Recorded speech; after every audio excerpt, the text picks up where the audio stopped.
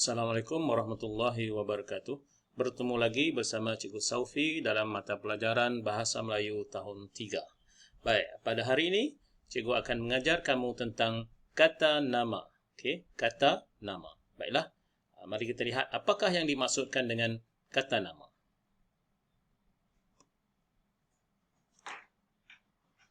Baik, kata nama. Kata nama terbahagi kepada dua, iaitu kata nama am dan kata nama khas. Baik, sekarang kita pelajari dahulu kata nama am. Kata nama am ialah kata yang digunakan untuk menjelaskan nama sesuatu yang bernyawa, seperti orang, haiwan, dan sesuatu yang tidak bernyawa, seperti tumbuh-tumbuhan, tempat, benda, dan sebagainya. Baik, dengan kata lain, perkataan nama am digunakan bagi menyebut sesuatu secara am ataupun umum. Baik, sebagai contoh, untuk manusia atau orang, kata nama amnya ialah ayah, perempuan, kerani, polis, guru, doktor, askar dan lain-lain. Contoh bagi binatang pula ialah ayam, gajah, kerbau, anjing, kuda, burung, ikan dan lain-lain. Manakala bagi tumbuh-tumbuhan pula seperti pokok, betik, rumput, lalang dan sebagainya. Bagi benda seperti pasir, kayak, radio, rumah, motokar, pen, buku dan sebagainya. Manakala contoh tempat ialah seperti pejabat, pulau, sekolah, kampung, bandar, negeri dan sebagainya.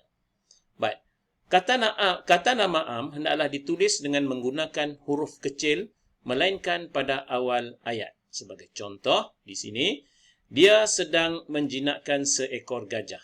Gajah ialah kata nama am. Kalau ia ditulis pada akhir ayat ataupun di dalam ayat menggunakan huruf kecil. Dan kalau ditulis pada awal ayat yang menggunakan huruf yang besar seperti gajah itu berbadan besar. Ya, di sini gajah digunakan huruf besar. Okey, baiklah. Sekarang kita lihat pula kata nama khas. Apakah yang dimaksudkan dengan kata nama khas?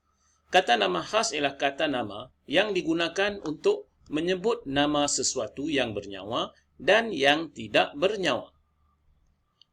Kata nama khas digunakan bagi menyebut sesuatu yang tertentu, khusus ataupun khas.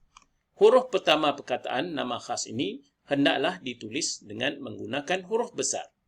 Contoh nama khas bagi manusia seperti nama manusia itu sendiri seperti Zaidi, Mi Fong, Subramaniam. Ini adalah nama bagi manusia. Baik, bagi binatang pula contohnya Tompok. Tompok ialah nama khas bagi kucing. Jalak, nama khas bagi ayam. Baik, manakala tempat, kalau kita lihat Muar. Muar ialah tempat, daerah di negeri Johor. Yang kedua ialah Seremban, merupakan sebuah bandar. Jepun merupakan sebuah negara. Okey, baik. Kemudian nama khas bagi bangunan. Contohnya Puduraya. Puduraya ialah merupakan perhentian bas dan teksi. Okey, manakala satu lagi contoh ialah Menara Tun Razak, merupakan pejabat, nama bagi pejabat. Baik, seterusnya ialah jodol buku. Jodol buku juga ada nama khas bagi jodol buku seperti keluarga, iaitu majalah, majalah keluarga. Rentong, tajuk sebuah novel, manakala Kamus Dewan merupakan buku. Baik, sekarang kita lihat kepada contoh kepada benda. Benda contoh ialah Proton Perdana. Proton Perdana iaitu kereta. Nama khasnya ialah Proton Perdana. Pen, nama khas bagi pen ialah Pilot. Dan nama khas bagi jam ialah Seiko. Baik, kita sambung dan kamu lihat pada buku teks kamu pada muka surat 6. Okey, buku teks kamu pada muka surat 6. Baik, kenangan indah semasa bercuti. Okey, di dalam sini kamu boleh baca. Okey, kamu boleh baca teks yang diberikan. Okey, sebagai panduan, cikgu akan beritahu kamu perkataan yang ditulis menggunakan huruf atau menggunakan warna hijau, warna biru ialah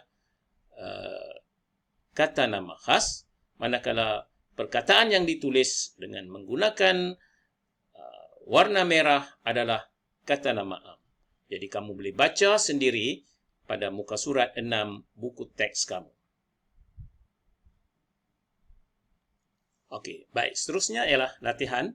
Okey, latihan kita pada hari ini ialah membina ayat menggunakan kata nama am. Baik. Berdasarkan buku aktiviti kamu pada muka surat 5, jadi kamu dapat lihat di sini satu aktiviti yang dilakukan oleh keluarga, sebuah keluarga di mana mereka mengadakan aktiviti berkebun di halaman rumah.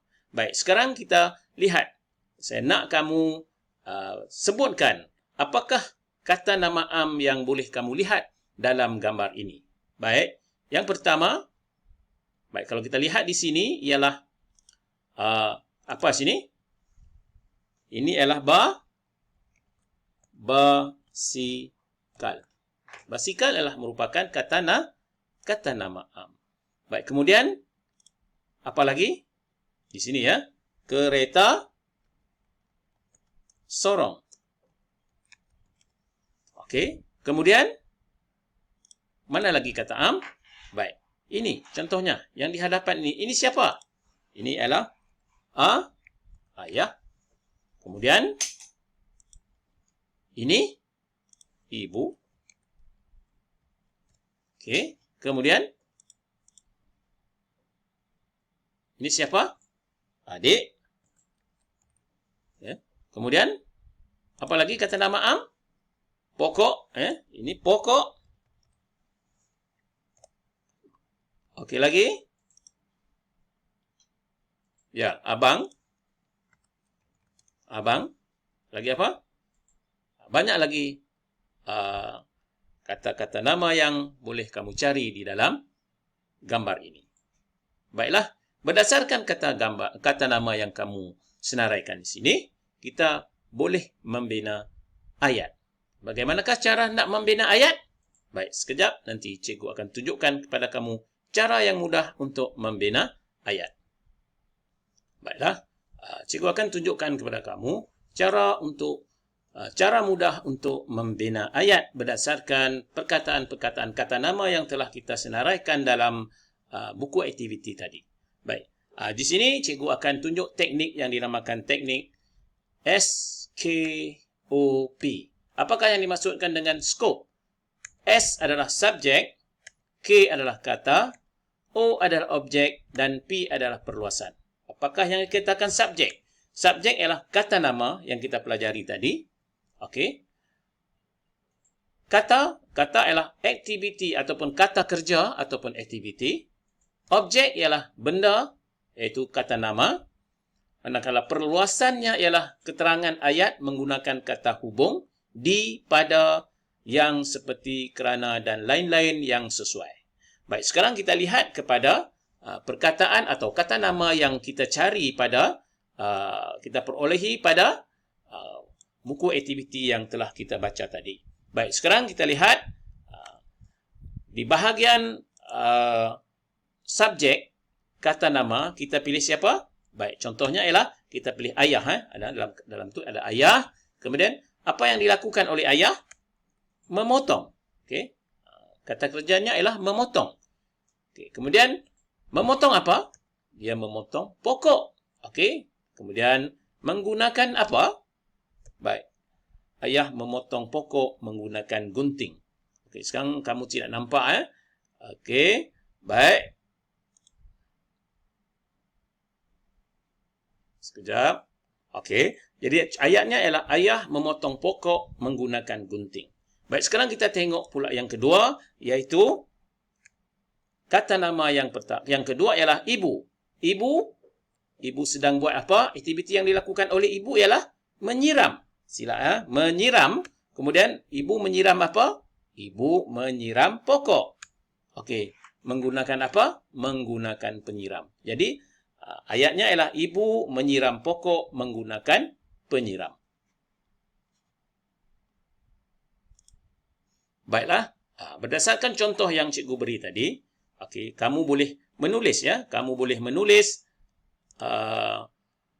ayat-ayat tersebut di bawah ya, di bahagian tempat kosong di bawah, iaitu mempunyai 4 dan 5 mempunyai 5 tempat kosong. Jadi cikgu harap kamu dapat menulis ayat-ayat berdasarkan kata nama yang terdapat dalam gambar yang kita pelajari.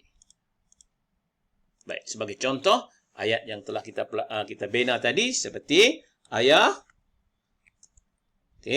memotong pokok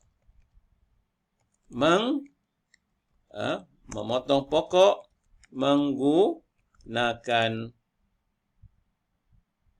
gunting. Okey, baik. Seterusnya saya minta kamu dapat membuat latihan ini, dapat membina 5 ayat berdasarkan kata nama yang kita pelajari tadi. Sekian, sehingga bertemu lagi. Wabillahi taufiq wal hidayah. Assalamualaikum warahmatullahi wabarakatuh.